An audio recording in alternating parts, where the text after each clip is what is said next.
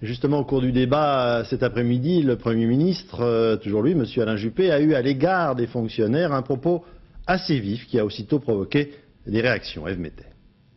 Traitement envisagé pour réduire les déficits, une cure d'amaigrissement de la fonction publique.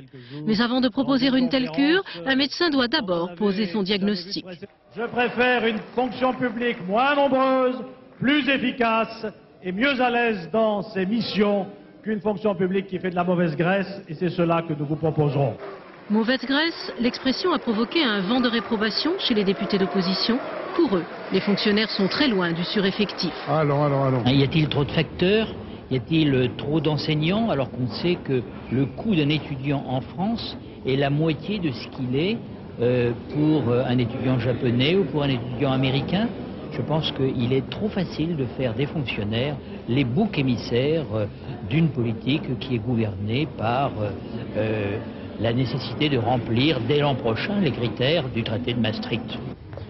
Mauvaise graisse, l'expression n'est pas non plus du goût des syndicats de fonctionnaires qui parlent ce soir de provocation. Moi, en ce qui me concerne, je ne suis pas médecin. Je ne sais pas d'ailleurs s'il existe de la bonne graisse par rapport à de la mauvaise graisse.